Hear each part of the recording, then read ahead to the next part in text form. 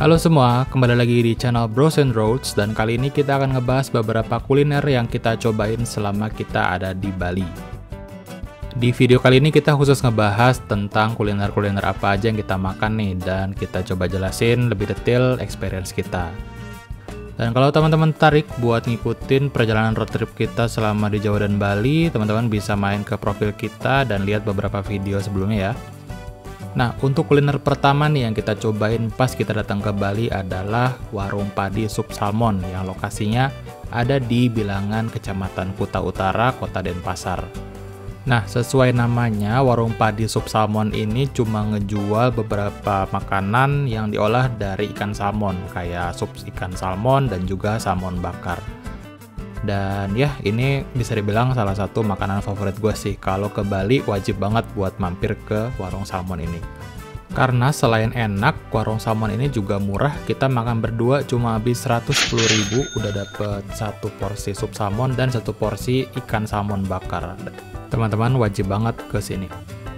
Masih di hari yang sama, mumpung belum terlalu malam, kita mutusin buat mampir lagi ke satu restoran atau satu lokasi yang jadi favoritnya turis nih kalau lagi ke Bali, yaitu Gusto Gelato. Kita mampir ke sini karena memang kebetulan hotel kita deket banget, cukup jalan kaki sekitar 400 meteran. Dan ya, seperti restoran gelato pada umumnya, di sini kita bisa milih banyak banget rasa gelato. Mulai dari yang standar-standar aja kayak es krim vanila, strawberry, oreo, sampai yang aneh-aneh kayak es krim rasa kemangi. Kita nggak nyoba sih. Menurut kita berdua, Gusto Gelato ini enak, tapi masih lebih enak Tempo Gelato yang ada di Jogja. Ini pendapat kita pribadi sih. Ini kita beli cup medium yang isi 3 rasa, harganya 60.000. Lumayan sih, lumayan harga turis maksudnya. Keesokan paginya kita berencana buat ngabisin hari di utara Bali, tepatnya kita mau ke Kintamani. Tapi sebelum itu kita mau sarapan nih, tapi biar nggak terlalu mahal, kita mau sarapan di Circle K yang posisinya bener-bener deket dari hotel kita. Cuma sekitar 100 meter jalan kita udah nemu Circle K. Nah, di sini kita mau sarapan yang cepat aja, kita beli paket hotdog dan kopi susu, dan ini semua harganya 56.000. Oke, puas jalan-jalan di utara Bali, di Kintamani, lihat Pura Ulun Danau Batur dan keindahan Danau Batur beserta gunung-gunung di sekitarnya, kita akhirnya mutusin buat makan siang di Eco Bike Coffee. Dan ini posisi restorannya menghadap langsung ke Danau Batur dan juga Gunung Batur, jadi view-nya tuh keren banget. Di sini kita pesen kopi, gue sendiri pesen ice americano on rocks gitu. Dan Arya di sini pesen es kopi ala Eco Bike gitu. Sebenarnya kita juga pesen pizza, tapi somehow lupa direkam, jadi maaf ya. Kita di sini ngabisin uang 148.000 untuk semua menunya. Gak bisa dibilang murah karena balik lagi ini daerah wisata. Hari sudah semakin siang, makanya kita langsung berangkat ke destinasi kita berikutnya, yaitu Oka Agriculture. Nah, ini sebenarnya adalah cafe yang dia juga punya coffee plantation. Jadi selain kita bisa nyicipin makanan di sini, kita juga bisa melihat proses pembuatan kopi luwak secara tradisional, mulai dari bagaimana cara mengambil kopi dari luwak, bagaimana cara melakukan roasting secara tradisional dan lain-lain. Dan di sini mboknya dengan senang hati menjelaskan prosesnya ke kita. Seru sih. Dan menariknya lagi, buat teman-teman yang kesini, mereka juga bakal kasih 14 gelas sampel gratis yang isinya berbagai specialty tea dan coffee ya. Jadi ada ginger tea, ada coconut coffee, dan macam-macam produk olahan teh dan kopi lainnya yang teman-teman bisa cobain dan beli produknya langsung di toko mereka yang ada di situ. Di sini kita pesan luwak coffee yang harganya satu cupnya itu 60.000 dan juga beberapa snack lain. Jadi kita menghabiskan uang 106.000 di sini. Harganya cukup murah sih, considering kita dapat berbagai pelayanan ya, kayak sampel gratis dan juga tur singkat mengenai proses pembuatan kopi. Hari sudah semakin sore dan kita juga udah mulai lapar. Akhirnya kita balik ke selatan lagi buat mampir ke satu restoran yang cukup terkenal di daerah Sanur yang namanya Warung Makbeng.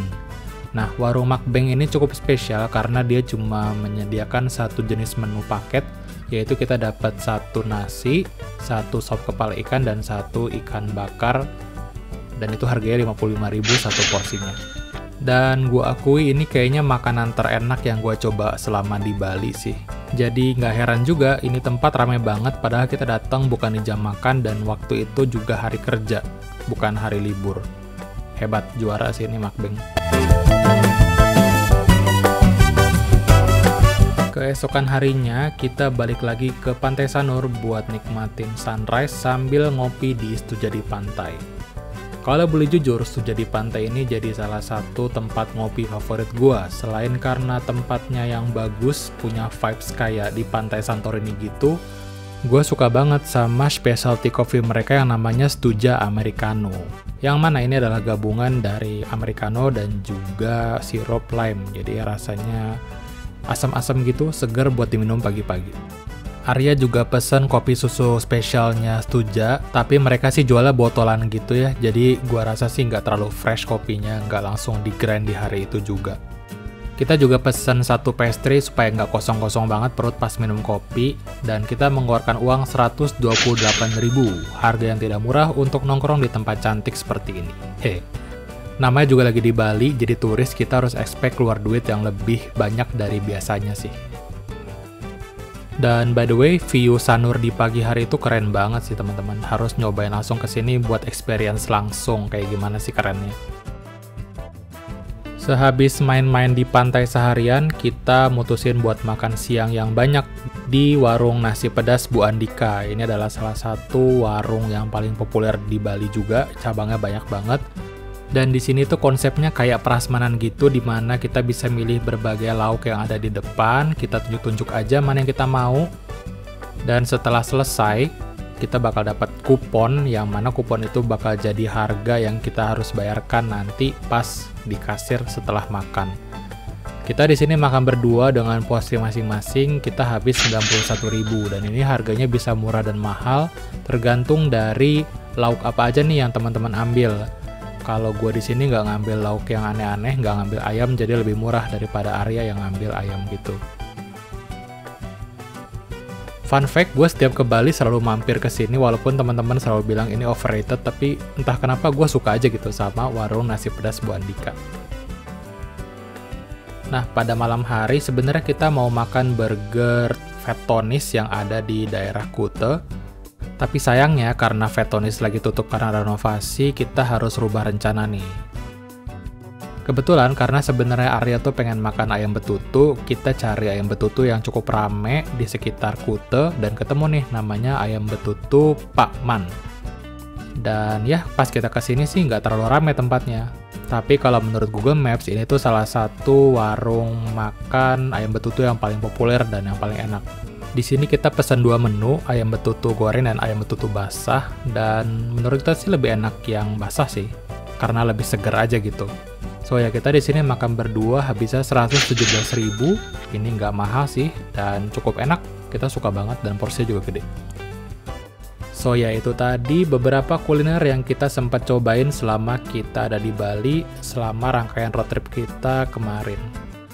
Terima kasih buat teman-teman yang sudah nonton sampai akhir, dan jangan lupa subscribe dan nyalain lonceng supaya teman-teman gak ketinggalan video-video berikutnya dari kita ya. Akhir kata, Bros and Rose pamit, dan sampai jumpa di video selanjutnya. Bye-bye!